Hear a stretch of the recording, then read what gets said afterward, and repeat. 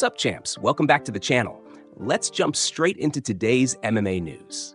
The co-main event saw Garry secure a unanimous decision win over Belal Muhammad, a fight that had been hyped heavily all week and delivered a fast-paced, tactical showdown. From the opening bell, stayed composed, sharp, and disciplined, using his movement and timing to keep Belal from ever fully settling in. By the time the judges read the scores, there was little doubt about the outcome. After the win, immediately called for a title shot against Islam Makhachev, saying he'd earned his place as the next welterweight contender. But the reaction from the MMA world was split. Kamaru Usman wasn't impressed at all and reacted with a simple yawning emoji, making it clear he didn't see anything special. Charles Oliveira congratulated on the win. Ariel Helwani scored the fight 30-27 for and Henry Cejudo also felt won clearly, but he didn't believe that should translate into a title shot. In Cejudo's eyes, should rematch Shefkat, ideally in March, and he believes Usman deserves the next shot at Islam instead. Baralho chimed in, saying the decision didn't matter, and that everyone knows Carlos Praz should be next for the belt.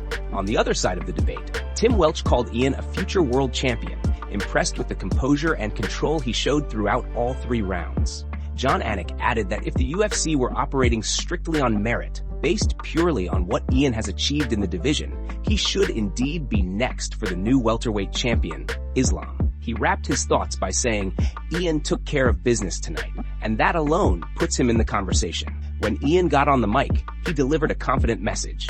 "You can't stop me," he said. "He couldn't take me down, and Islam, he came to your camp and he couldn't do it. So try to do it yourself. Bring that belt, bring that record, and I'll see you wherever you want." He doubled down again, saying he's the best in the world, and that Islam has a duty to defend his belt against the best welterweight on the planet. He promised to show up anywhere, anytime, and vowed to end Islam's streak. According to him, nothing will stop his rise. So he told the UFC, "Sign the contract and I will see you soon." Before we continue, don't forget to drop a like and subscribe. It really helps support the channel. Moving on to another news, Conor seeking legal action against Sky News has become one of the most talked about stories in the MMA world. Conor has now been granted permission to serve legal papers to Sky News for defamation after the outlet allegedly referred to him as a rapist following a civil court case where he was found liable for sexual assault. The approval came from an Irish judge on Thursday, tied to an alleged incident that took place outside a courthouse in November 2024. Conor had just been ruled liable in a civil suit filed by Nikita Hand, who accused him of sexually assaulting her in a Dublin hotel back in 2018. Although he never faced criminal charges, a jury ultimately ruled in Hand's favor, ordering him to pay £26,000 along with legal fees. According to Conor's legal team, the defamation claim stems from a moment during a media scrum immediately after the verdict. They allege that a Sky News reporter approached Conor and said, "Excuse me, Mr. McGregor, you are a rapist," a remark they argue sparked the defamation action. With the 1-year deadline to formally file the lawsuit approaching, the judge agreed to let the case move forward, requiring paperwork to be finalized by Friday. This latest lawsuit adds yet another chapter to Conor's ongoing legal issues following the civil case, which he attempted to appeal. His appeal was eventually rejected by the courts, solidifying the initial judgment. Now, Conor is pushing back with a defamation claim against the news outlet in Ireland, aiming to challenge what he and his lawyers see as a serious and damaging accusation made in a public setting.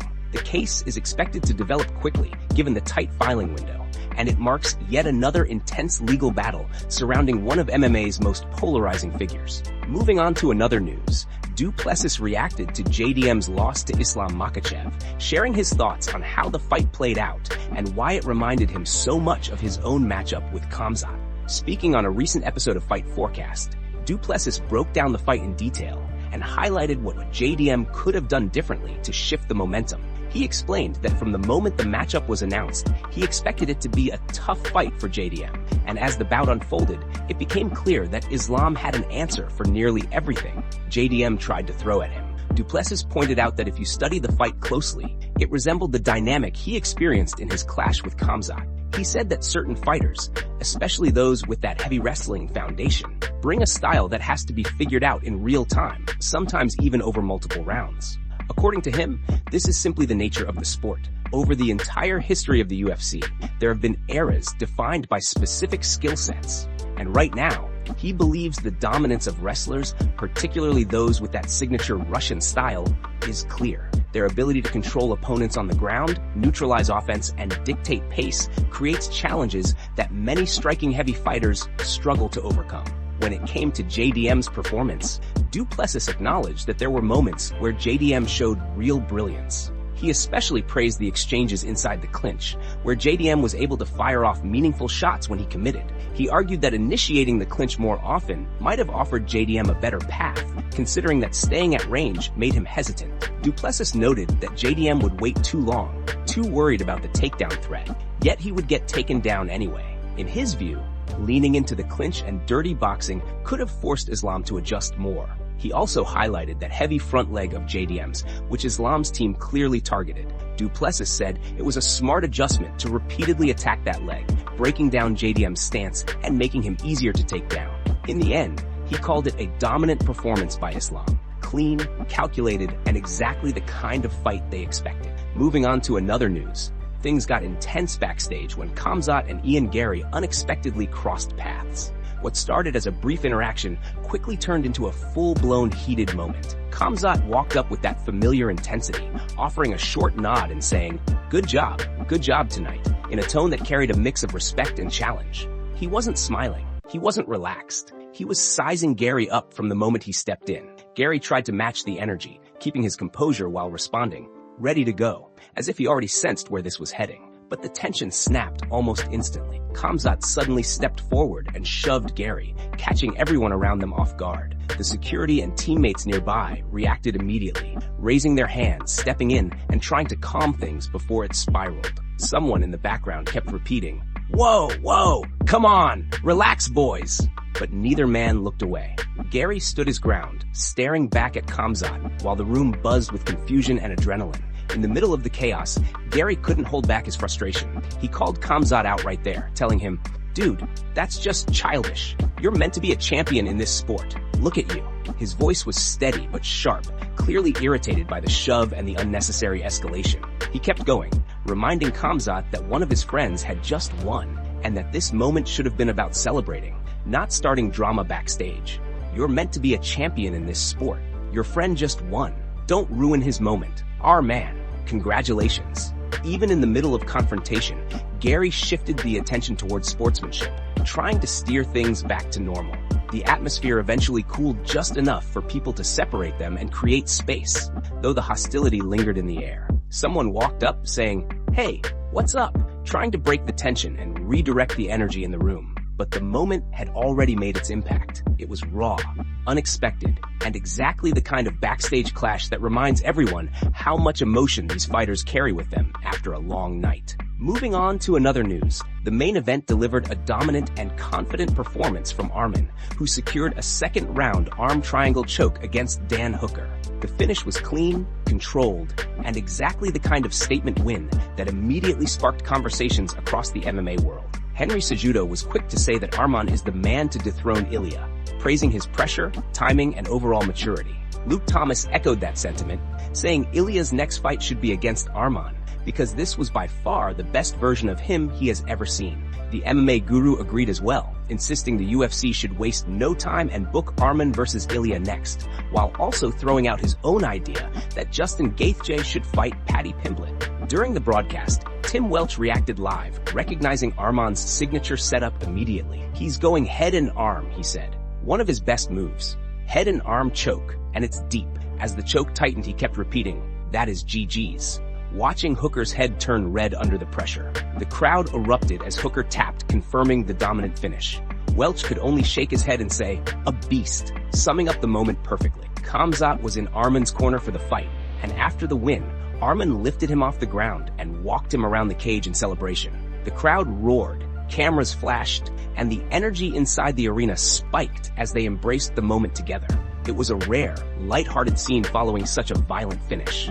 When the mic was handed to Arman afterward, he didn't hesitate to call out the division. He said he's the only one who truly wants to fight everyone, pointing out that many contenders keep avoiding him. He demanded a face-off and reminded the fans that there is only one real #1 contender, adding firmly that if Ilya is there, then it's time to make the fight. Arman said he doesn't want an easy matchup and and made it clear he's ready to fight for the title at the end of January. All he wants now is for the UFC to send the contract, and he'll be there. Moving on to another news, it looks like Nick Diaz may be facing a serious situation once again, sparking concern throughout the MMA community. On Thursday, his girlfriend shared a cryptic and alarming message that hinted at major issues involving Nick, suggesting he is allegedly being held against his will in a foreign country. According to her post, it has now been a full year since Nick reportedly traveled to Mexico for rehab, and his extended stay there has raised even more questions about what is actually happening behind the scenes. The uncertainty surrounding his status has fans and followers worried, especially given Nick's long and complicated history, both inside and outside the cage. Her message painted a troubling picture of what she claims has been happening over the last 12 months. She wrote that Nick is a United States citizen, stressing that the U.S. law is his home and that he is entitled to all the rights and protections that citizenship guarantees. She emphasized that citizenship itself is supposed to serve as the ultimate safeguard, giving him the right to freely enter and reside in the United States whenever he chooses. She argued that the U.S. government has a fundamental responsibility to protect its citizens, particularly in situations where they may be in danger abroad. According to her, Nick is not a foreigner trying to flee his home country, nor is he someone who willingly chose to remain overseas. Instead, she claimed he has been a victim of a crime that was committed partly on U.S. soil and is now being held against his will in Mexico, unable to leave for the past 12 months. The gravity of her statement immediately caught the attention of fans, media outlets, and fellow fighters who have long watched Nick navigate personal struggles. She expressed frustration and desperation, saying that if anyone has any resources, connections, or information that could help her and Nick, they should reach out. The message has left many people shocked, confused, and deeply worried about Nick's safety. With so many unanswered questions and such limited information, the situation has created a wave of speculation. For now, all that's clear is that those close to Nick are asking for support, and fans everywhere are hoping he is safe and can return home soon. Moving on to another news. Khamzat was hit with a string of awkward, forced questions from a reporter during UFC Qatar Fight Week, and eventually he was pushed into giving a stylistic breakdown of a potential matchup between Arman and Ilya. Khamzat kept things respectful, but he made one point very clear. In his eyes, whenever it comes down to striker versus wrestler, he always favors the wrestler. Coming from someone with his wrestling pedigree, that take didn't surprise anyone, but he still made sure not to disrespect Ilya while giving his opinion. He chose his words carefully and didn't lean too far in either direction. Soon after, that same narrative was tossed toward Ilya, with the claim that Arman would simply take him down, control him, and out-wrestle him without much resistance. Ilya shut that down instantly. He disagreed completely with the idea that their potential fight could be boiled down to a simple striker versus wrestler equation. He insisted there is far more complexity in the matchup than people realize, and said Arman would not be able to just impose his wrestling whenever he wants. According to Ilya, anyone reducing the fight to that narrative is missing the bigger picture. But the reality is that Ilya versus Arman may not even happen. If Ilya wins his next fight, there is a strong chance he moves up to welterweight to face Islam Makhachev, as that matchup has been gaining momentum quickly. It's the direction most signs are pointing toward, which makes a lightweight clash with Arman feel like a long shot for the moment. Meanwhile, Arman is just hours away from stepping into the cage with Dan Hooker at UFC Qatar, fighting for a potential #1 contender spot in the division. Ilya currently sits atop. When Ilya was asked to break down the wrestling angle more deeply, he explained that analyzing wrestling in MMA isn't that straightforward. He said you could have a Russian wrestler go up against an American wrestler, and the fight could still go either way. In the earlier days of MMA, fighters were often good strikers with decent wrestling, but lacked strong ground games.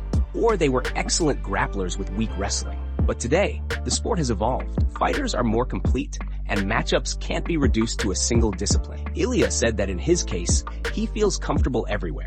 Whether the fight takes place on the feet, in the clinch, or on the ground, he believes he can adapt and thrive. He added that people used to tell him they would take him into deep waters, but as he put it, he was born in the deep water. He said Arman will have a very difficult time with him because he has so many tools. And in the end, Ilya emphasized that all he needs is one clean punch, and he is certain he will land it.